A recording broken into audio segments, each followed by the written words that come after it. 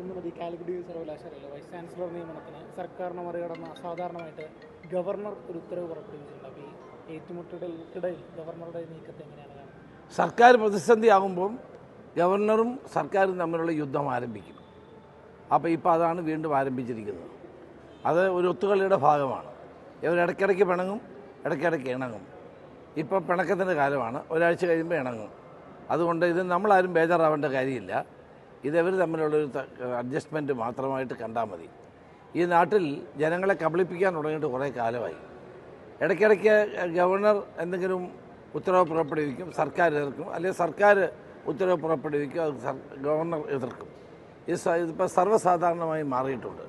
അതുകൊണ്ട് ഇവരെ വിശ്വസിച്ച് നമുക്കൊരു അഭിപ്രായം പറയാൻ കഴിയാത്ത അവസ്ഥയാണ്. ഇവരെപ്പോഴാണ് ഒന്നിക്കുന്നതെന്ന് നമുക്കറിയത്തില്ല. അപ്പോൾ അതുകൊണ്ട് ആദ്യം ഇവർ തമ്മിലുള്ള ആ വിശ്വസനീയമല്ലാത്ത ഇടപാടുകൾ പുറത്തു വരട്ടെ.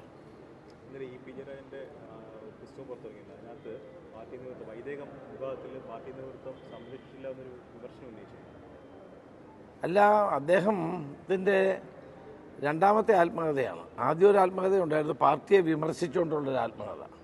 അത് ഇതുവരെ പുറത്തു വന്നില്ല. അത് പുറത്തു വരുമ്പോഴാണ് കൂടുതൽ കാര്യങ്ങൾ അറിയുന്നത്.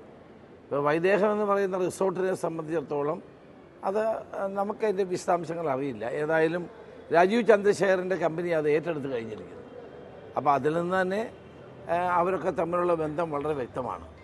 ഏതായാലും ആദ്യത്തെ ആത്മകഥ ഒന്ന് കണ്ടിട്ട് നമുക്ക് പ്രതികരിക്കാനാണ് നല്ലതെന്നാണ് എനിക്ക് തോന്നുന്നത്. തദ്ദേശ തെരഞ്ഞെടുപ്പിന്റെ തയ്യാറെടുപ്പുകൾ എങ്ങനെ പോകുന്നു? കാരണം പ്രത്യേകിച്ച് താങ്കൾക്കാണ് ചുമതല വന്നിരിക്കുന്നത് കോഴിക്കോട് കോർപ്പറേഷനിൽ നല്ല നിലയിൽ നടക്കുകയാണ്. കഴിഞ്ഞ ഒരാഴ്ചക്കാലം എൻ്റെ മാതാവിൻ്റെ മരണവുമായി ബന്ധപ്പെട്ട് എനിക്ക് പോകാൻ കഴിഞ്ഞില്ല. നല്ല പ്രവർത്തനം നടന്നുകൊണ്ടിരിക്കുകയാണ്. കേരളത്തിൽ UDF തദ്ദേശ സ്വയംഭരണ സ്ഥാപനങ്ങളിലെ തെരഞ്ഞെടുപ്പിൽ വൻപിച്ച മുന്നേറ്റം ഉണ്ടാകും. നമ്മൾ നേരത്തെ തന്നെ തയ്യാറെടുപ്പിലാണ്. നേരത്തെ തന്നെ സ്ഥാനാർത്ഥികളെ പ്രഖ്യാപിക്കാനുള്ള നടപടികളുമായിട്ട് തന്നെയാണ് മുന്നോട്ട് പോകുന്നത്. അല്ല, ആലോചിച്ചുകൊണ്ടിരിക്കുകയാണ്. ഓരോ സ്ഥലത്തും ഓരോ പ്രത്യേകതകളാണല്ലോ ഉള്ളത്. കഴിഞ്ഞ 50 വർഷമായി കോഴിക്കോട് നമ്മൾ ജയിച്ചിട്ടില്ല കോർപ്പറേഷൻ. അതുകൊണ്ട് തവണ അത് വിജയിപ്പിക്കാൻ വേണ്ടിയിട്ടുള്ള മുന്നേറ്റമാണ് നടത്തുന്നത്. കോൺഗ്രസും മറ്റ് ഘടകകക്ഷികൾ, മുസ്ലിം ലീഗ് അടക്കമുള്ള മറ്റ് ഘടകകക്ഷികളുമായിട്ടുള്ള ചർച്ചകൾ ഇപ്പോൾ നടക്കുകയാണ്. അത് പൂർത്തിയായ കോൺഗ്രസിൻ്റെ സ്ഥാനാർത്ഥി നിർണ്ണയത്തിലേക്ക് പെട്ടെന്ന് കടക്കും. ഞാൻ 10-ാം തീയതി അവിടെ പോകുന്നുണ്ട്. 10-ാം തീയതിയോടുകൂടി എല്ലാ കാര്യങ്ങളും പൂർത്തീകരിക്കാനാണ് ശ്രമിക്കുന്നത്. ആ ഡ്രഗ്സിനെതിരെയുള്ള ഈ ക്യാമ്പയിൻ ഇന്ന് കേരളം ഏറ്റെടുത്തിരിക്കുകയാണ്. നിങ്ങളിന്ന് കണ്ടില്ലേ, 10,000-കണക്കിന് ആളുകളാണ് ഇവിടെ പങ്കെടുക്കുന്നത്. അപ്പോൾ അതിന്ന് എന്താ നമുക്ക് കാണാൻ കഴിയും? എല്ലാ ജില്ലയിലും ഇതായിരുന്നു. 14 ജില്ലകളിൽ ഇപ്പോൾ മാധ്യമങ്ങൾ, നിങ്ങൾ തന്നെ ലൈവ് കൊടുത്തിട്ടുള്ള എല്ലാവരും നിങ്ങൾക്ക് കാണാൻ കഴിയുന്നുണ്ട്. 1000-കണക്കിന് ആളുകൾ പങ്കെടുക്കുന്നു, 10,000-കണക്കിന് ആളുകൾ പങ്കെടുക്കുന്നു. ഇത് ഒരു ആവേശം നൽകുന്നുണ്ട്, ഞങ്ങൾക്കൊരു പ്രചോദനം നൽകുകയാണ്.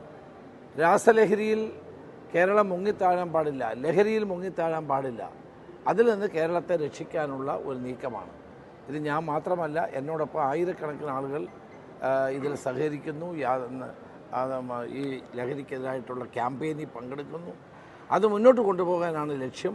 ഇനി ക്യാമ്പസുകൾ കേന്ദ്രീകരിച്ചുകൊണ്ട് ഉള്ള പ്രവർത്തനങ്ങൾക്കാണ് മുൻതൂക്കം കൊടുക്കാൻ പോകുന്നത്. ഈ SIR പുറത്തു വരുവാണല്ലോ, അപ്പോൾ ഇനി തുടങ്ങുവാണല്ലോ. അപ്പോൾ പുറത്തു വരുന്നൊരു വാർത്ത, ഈ ഇരട്ട വോട്ട് തടയാനൊരു സംവിധാനമില്ല, 2 എന്യൂമറേഷൻ ഫോം കൊടുത്താൽ 2 വോട്ടർ ആകാം എന്നതാണ്. അത്തരം കാര്യങ്ങളൊക്കെ ഇലക്ഷൻ കമ്മീഷന് മുമ്പിൽ ഞങ്ങളെ പെടുത്തും. SIR പൊതുവെ ഞങ്ങൾ എതിർക്കുകയാണ്. പക്ഷേ നടപ്പാക്കാൻ തീരുമാനിച്ചാൽ തീർച്ചയായിട്ടും പേര് ഉൾപ്പെടുത്താനുള്ള നീക്കങ്ങളുമായിട്ട് തന്നെ മുന്നോട്ട് പോകും. ഒരു കാര്യം എനിക്ക് പറയാം, ഈ സർക്കാർ ഇപ്പോൾ തെരഞ്ഞെടുപ്പുമായി ബന്ധപ്പെട്ട ഒത്തിരി ആനുകൂല്യം പ്രഖ്യാപിക്കുകയാണ്. കഴിഞ്ഞ 9 വർഷം ഒരു ആനുകൂല്യം വേണ്ടായിരുന്നു. 9 വർഷം കേരളത്തിലെ ജനങ്ങളെ പിഴിഞ്ഞ ഒരു ഗവൺമെൻറ്റാണ്. വെള്ളക്കരം കൂട്ടി, ഇവിടെ കറണ്ട് ചാർജ് എത്ര തവണ വർദ്ധിപ്പിച്ചു, ബസ് ചാർജ് എത്ര തവണ വർദ്ധിപ്പിച്ചു, ഭൂമിയുടെ കരം വർദ്ധിപ്പിച്ചു, സർക്കാരിൽ ജനങ്ങൾക്ക് കിട്ടേണ്ട സേവനത്തിൻ്റെ നികുതി വർദ്ധിപ്പിച്ചു. അപ്പോൾ കേരളത്തിലെ ജനങ്ങളെ പിഴിഞ്ഞുകൊണ്ടിരുന്നൊരു സർക്കാർ പഞ്ചായത്ത് തിരഞ്ഞെടുപ്പ് വരുന്നു അല്ലെങ്കിൽ അസംബ്ലി തിരഞ്ഞെടുപ്പ് വരുന്നു എന്നുള്ളത് കൊണ്ടാണ് ഇപ്പോൾ ചില ആനുകൂല്യങ്ങൾ പ്രഖ്യാപിക്കുന്നത്. അപ്പോൾ ഇത് സത്യസന്ധമല്ല ഇവരുടെ നിലപാട്. ഇത് തെരഞ്ഞെടുപ്പിന് വേണ്ടിയിട്ടുള്ള ഒരു ഏർപ്പാടാണ്. അത് ജനങ്ങൾ തിരിച്ചറിയും, ഒരു സംശയവും വേണ്ട. പിന്നെ ഇത് കൊടുക്കാനുള്ള പണം ഇവരുടെ ഇല്ല. ഇപ്പോൾ സഹകരണ സംഘങ്ങളെ സമ്മർദ്ദം ചെലുത്തി പണം ഉണ്ടാക്കാനാണ് ശ്രമിക്കുന്നത്. അതോടുകൂടി കേരളത്തിലെ സഹകരണ സംഘങ്ങളും ഇല്ലാതാകും. അപ്പോൾ അതുകൊണ്ട് പണമില്ലാതെ ഈ പ്രഖ്യാപനങ്ങൾ നടത്തുന്ന ഈ സർക്കാരിൻ്റെ നടപടി ജനങ്ങൾ തിരിച്ചറിയണം എന്നാണ് ഞങ്ങളുടെ അഭിപ്രായം.